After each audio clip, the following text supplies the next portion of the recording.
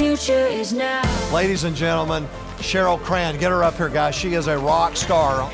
I'm so happy to be here and really pleased to be joining all of you. And I have to say a little bit humbled because I stand before a room full of people who are already showing leadership, who are already successful, who are already doing great things.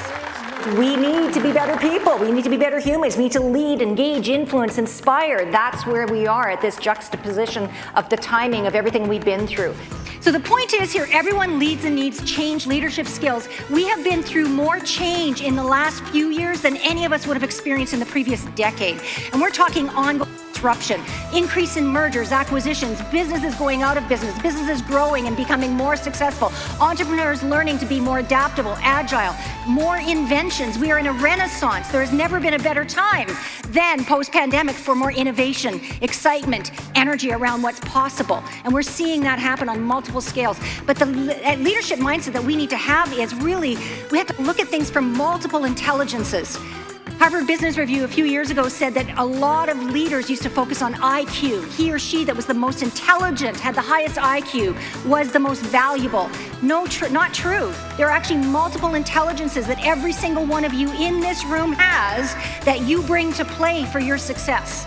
And what we want to do is leverage multiple intelligences so that we can increase our ability to do what we do at the highest level possible. In political events, we can also see it as a necessary stage of transition towards creating a new future. And if we start to look at it that way, we get less depressed and less frustrated and less reactive, and we get more proactive and more elevated and more motivated and more empowered. There'll be some polling in my presentation, so you'll need your phones ready. Point your camera at the QR code. I'll guide you as we get there. I'm looking to continue asking you for your intelligence. And your ability to share what you have is your ability to greater success. And then lastly, future, creative people, results, 17% of you. One of the opportunities for leaders in today's market, and remember, everyone's a leader. She was recognized as the #1 influencer by Analytica when it comes to talking about this topic. What does the future of work look like? What we want to get to as far as creating the future is we individually, and I really passionately believe this, that the future is created by us as individuals, and as we make change, as we progress, as we evolve, then we're evolving others. The future is now.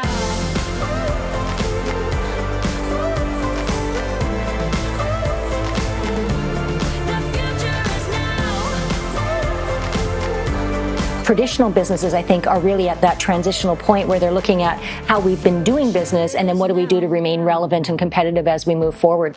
If that's the case, then we have to look at ourselves. We have to shine the mirror, look at the reflection and say, okay, what am I doing to contribute to that future? I feel like leaders today have to be psychologists in many ways, understanding people at the highest level possible, understanding their generation, understanding their gender, understanding their culture, understanding their work style, and not pushing up against it, but seeing it as an opportunity for us to all learn from each other and to grow. Most of us think that we have a positive mindset. Most of us think that we're agile, and that's true. And as masters of what we do, we want to continually improve. That continuous improvement piece is what energizes me. It's what keeps me going. It's what all of us live for, is that growth and learning. And that's what the current conditions are forcing us all to do. Learn, grow, share, collaborate, and develop ourselves to the next level. If you're in the share zone, like if you've elevated your mindset, if you've self-resourced yourself so that you're flexible and pliable and adaptable and you don't get rattled very easily and you're more responsive than you are reactive, then you are firmly in the share zone. How you know you're in the share zone most of the time is you feel actually what we call positive stress.